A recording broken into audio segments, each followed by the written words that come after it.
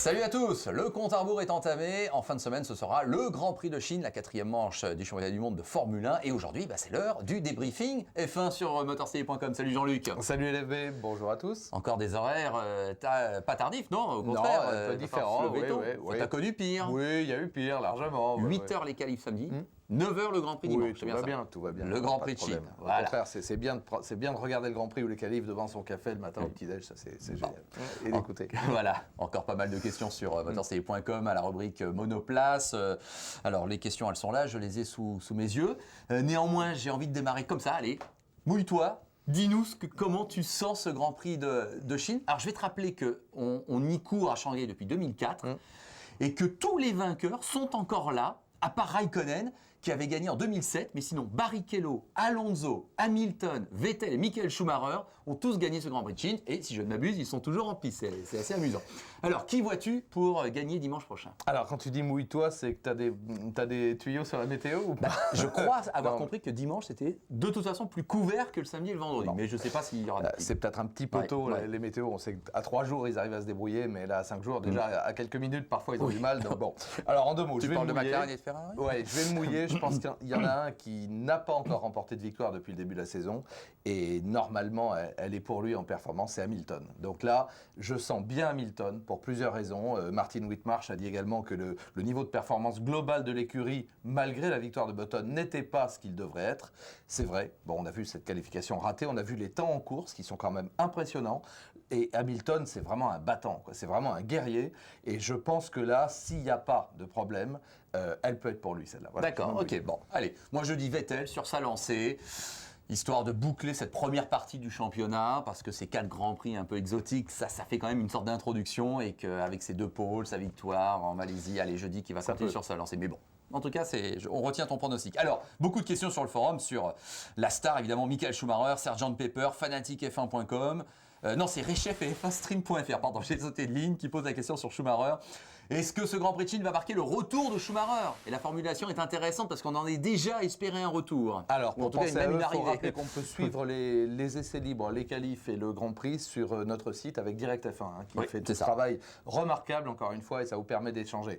Alors, Michael Schumacher, écoute, là, j'avoue que je commence à être un peu gêné, ce que j'ai dit déjà la semaine dernière, parce que, encore une fois, je réclame encore toujours 2 Grands Prix supplémentaires, c'est-à-dire la Chine et le premier Grand Prix européen à Barcelone, sur des bases qu'il connaît, avec une voiture qu'il aura appréhendée, des réglages qu'il aura appréhendés. Et je rappelle quand même une Mercedes qui est globalement la dernière de la bande des 4 en termes de performance. Tout le monde est d'accord là-dessus, vraiment, même les adversaires de Mercedes. Donc Nico Rosberg, on l'a vu, a mené une course sans histoire, mais pas flamboyante non plus. Et intrinsèquement, on l'a bien vu, les Ferrari et les McLaren étaient plus rapides que la Mercedes. Donc Nico a dû, à la belle course qu'il a exécutée, de terminer donc sur le podium. Donc, à mon avis, déjà, il faut une progression d'ensemble de cette équipe Mercedes, dont d'ailleurs on a du mal à reconnaître la flamboyante équipe Brown, même si je me permets de faire un brin d'histoire une nouvelle fois, en rappelant que la deuxième partie de la saison 2009 n'a pas été vraiment à l'avantage de Brown. Malgré tout, les autres étaient revenus en performance. On a suffisamment parlé de cette économie un petit peu de Button. Voilà, notamment les McLaren, avec ses courses flamboyantes de Hamilton, toujours pareil. Et puis on a vu qu'il y a quand même une Ferrari qui a réussi à s'imposer avec Raikkonen, et on a vu que les Red Bull étaient intrinsèquement les plus performants. Donc finalement, on retrouve une situation qui n'est pas radicalement différente de celle qu'on a connue, puisque les Brown, je le répète une nouvelle fois, sont devenus des Mercedes. Donc manifestement, il a un problème de machine comme Nico Rosberg. Mais Nico, qui lui est dans la trajectoire ascendante, qui est un jeune pilote extrêmement talentueux, et on s'en rend compte à quel point, ne laisse rien passer. J'allais dire, il fait du Schumacher, et c'est dans le bon sens du terme. Il ramasse tout ce qu'il peut, il est opportuniste, il est là tout le temps. Et Schumacher, se prend un peu les pieds dans le tapis, avec une qualif assez moyenne sur le mouillé, et puis peut-être un petit manque de pointe de vitesse, il faut le dire, et peut-être un manque de ce côté incisif qu'on lui connaissait. Je veux dire, même les pilotes étaient pratiquement terrorisés. Dès qu'ils voyaient dans les rétroviseurs, je dis, voilà, les 2 rétros, qui d'ailleurs par parenthèse, vont devoir arrêter de bouger. Ça, c'est aussi parce que là, maintenant, on a compris à quoi ça servait, les supports de rétro. C'est un élément aérodynamique supplémentaire. Bon, donc, dans les rétros, dès qu'on voyait le casque rouge et la Ferrari rouge, ils se jetaient carrément sur le bas-côté, ou presque. Maintenant, c'est plus le cas. Donc là, il y a tout un ensemble. Au contraire, même. Au contraire. Et a-t-on envie de se dire, c'est justement maintenant l'occasion.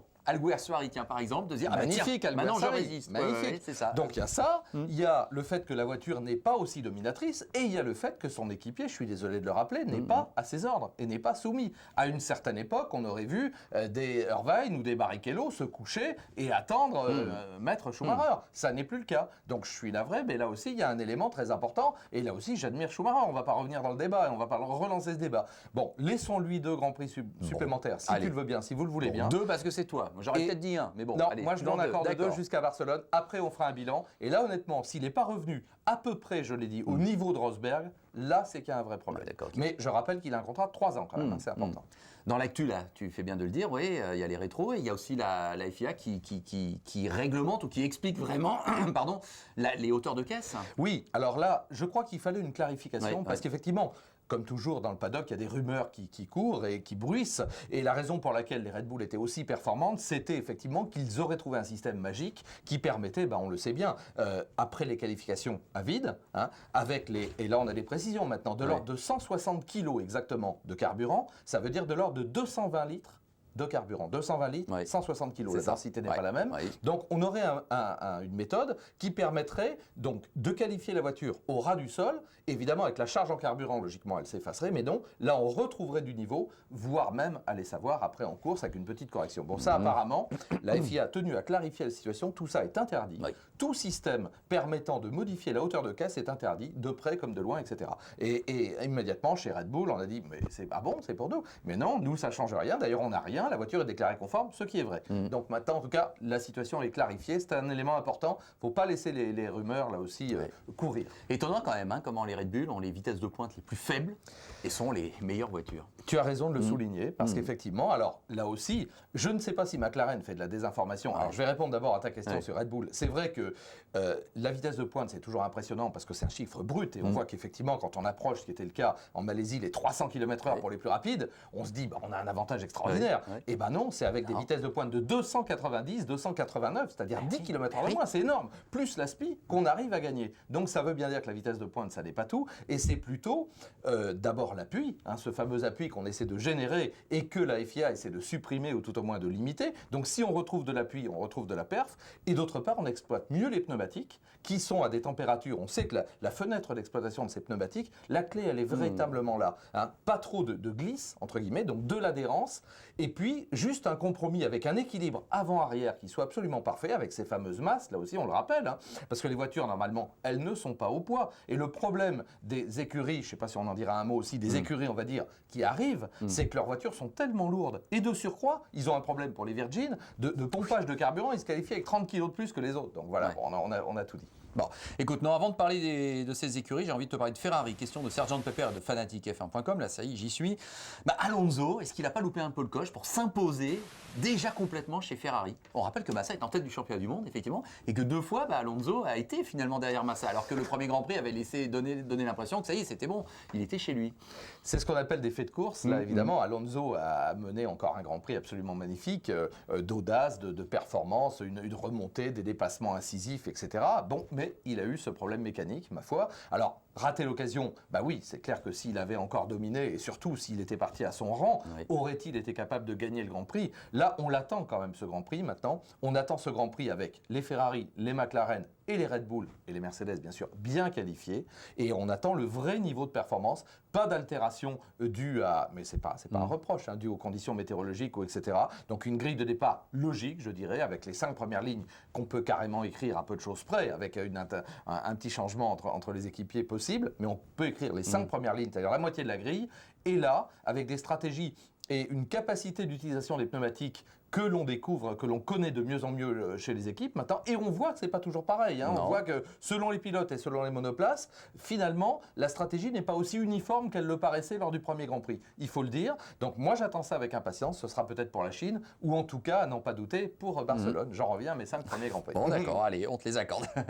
Seben 34. Force India, oui, une équipe qui a fait des bons résultats. Liuzzi 2 fois dans les points dans les 2 premiers Grands Prix. Sutil, qui a résisté à Hamilton et qui s'est classé brillamment 5e en Malaisie. Que penses-tu de Force India?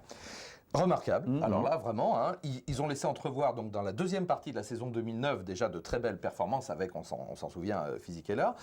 Moi, je trouve que là, c'est une juste récompense finalement avec une très belle motorisation. Il faut le rappeler aussi quand même, hein, Mercedes, donc qui marche super bien, on le sait par ailleurs. Et puis une exploitation qui est en progrès. Ma foi, Vijay Mallya est en train de gagner son pari, c'est-à-dire de faire déjà dans un premier temps probablement. Bon, il y a Renault dans le coup qui est vraiment bien, qui a été opportuniste aussi, mais en tout cas, on lutte pour la 5e place dans les écuries. Qui aurait parié là-dessus il y a encore un an, d'ailleurs au début de la saison 2009. Très, très beau boulot, bon pilote, solide, effectivement, l'un plus rapide aux essais, l'autre plus constant en course, mais maintenant, on est en train également d'avoir 2 très bons pilotes solides, peut-être un petit peu sous-estimés dans un premier temps, donc c'est bien. Force India, ça me fait penser à l'Inde, ça me fait penser à un pilote indien, c'est Karun Chandhok, il est chez Hispania. J'ai envie de te dire, pas si mal ce qu'il a fait en Malaisie, et je dirais même mieux que Bruno Senna. Il faut le dire franchement. Soyons crus, oui. Et c'est vrai que ça fait un petit peu mal de dire ça pour le moment. Alors laissons aussi à Bruno qui a peut-être énormément de pression, enfin je l'imagine, hein. Mais c'est vrai que Karun Chandhok a été parfait pour un pilote venu, j'allais presque dire de nulle part, avec un palmarès qui était extrêmement modeste jusque-là, pas connu du tout. On s'est dit, bon d'accord, ça va, lui il est là par protection et parce qu'il amène des budgets. Ma foi, donc il tient très bien la rampe. Moi je suis ravi également que ces monoplaces aient pu terminer enfin un Grand Prix, donc ça démontre déjà qu'elles sont capables de le faire. Maintenant, effectivement, comme on l'a dit, on peut travailler sur la performance, on peut essayer d'améliorer tout ça, et je pense que là, on est à 7-8 secondes en course. J'ai regardé entre 6 et 8 secondes, on va dire. Bon, il y a 3 bonnes secondes à gagner. Après, on sera probablement au niveau des Lotus, et après, ce sera plus difficile. On sait très bien que c'est les dernières secondes et les derniers dixièmes qui sont délicats. Mais bon, dans l'ensemble, on va dire aussi en 3 Grands Prix, je pense qu'ils auraient signé dès demain pour avoir les 2 monoplaces sous le drapeau à damier au bout de 3 Grands Prix. Affaire à suivre. Allez, dernière question.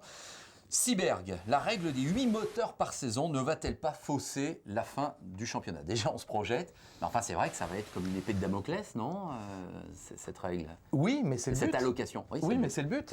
D'un autre côté, on ne peut pas reprocher à la Formule 1, parfois, à juste titre d'ailleurs, de gaspiller, d'être vraiment un lieu presque isolé du monde. Enfin, ça ne l'est plus aujourd'hui, mais où la crise n'avait pas trait, où effectivement, on rappelle quand même une Formule 1, ça consomme environ 75 litres au 100. Et ça, on sait que c'est un domaine sur lequel doit travailler la FIA en accord avec les équipes. Notamment la prolongation de l'engagement de Renault au-delà de 2012 est soumis à ça. Mais il n'y a pas que Renault. Moi, je pense qu'il y a d'autres constructeurs qui pourraient revenir, tu me vois venir, si jamais la Formule 1, faut pas se cacher derrière son petit doigt aussi, mais disons si on arrivait à gagner un petit peu avec un KERS performant adaptable sur les véhicules de tous les jours, ou en tout cas déclinable, ce serait intelligent. Donc j'ai oublié ta question, tu vois. C'est sur cette allocation des 8 moteurs. Cette allocation des 8 moteurs. Alors, elle va dans ce sens-là. Moi, je dis que, c'est pas de l'endurance, la Formule 1. Mais d'un autre côté, avoir des moteurs jetables comme ça, c'est-à-dire à une époque, on en mettait un au décès, on en mettait un en course, et on les jetait, et on passait à autre chose. Avoir 8 moteurs, ça me paraît sur 19 Grands Prix, ça me paraît relativement raisonnable et relativement intelligent. Maintenant, il y a des moteurs plus... C'est vrai que c'est une épée de Damoclès, on pense notamment à Ferrari ou à Red Bull, à un degré moindre, qui ont eu des problèmes de moteur. Ma foi, c'est un élément d'accord. On avait oublié que les moteurs, ça cassait à une certaine époque. Parce qu'effectivement, on a tous connu ça en course, où on commençait à voir de l'huile s'échapper derrière un moteur. On n'avait pas tous les paramètres et toutes les mesures électroniques pour savoir presque avant le pilote ce qui se passait dans le moteur. Et maintenant, oui. Donc maintenant, on commence à sentir. Moi, je dis que c'est pas mal, qu'il y a un nouvel élément qui interviennent là-dedans et qui est la fiabilité mécanique et, ma foi, la préservation. Moi, je trouve ça bien. Et 8 moteurs pour 19 Grands Prix. C'est pas scandaleux. C'est pas scandaleux. Moi, je dis, tant mieux si c'est une épée de Damoclès. Ça va peut-être conduire les ingénieurs et parfois les pilotes, même s'ils ne peuvent plus tellement taper dans la mécanique, comme on dit, parce qu'il y a des protections à tous les niveaux. On a vu d'ailleurs que le problème d'Alonso était dû à un problème de gestion, probablement, d'embrayage piloté, si j'ai bien compris. Mais c'est un peu compliqué. Ils disent ce qu'ils veulent. Après, le résultat, c'est que le moteur a cassé et qu'il y a eu un léger dysfonctionnement, notamment dans les rétrogradages les plus violents.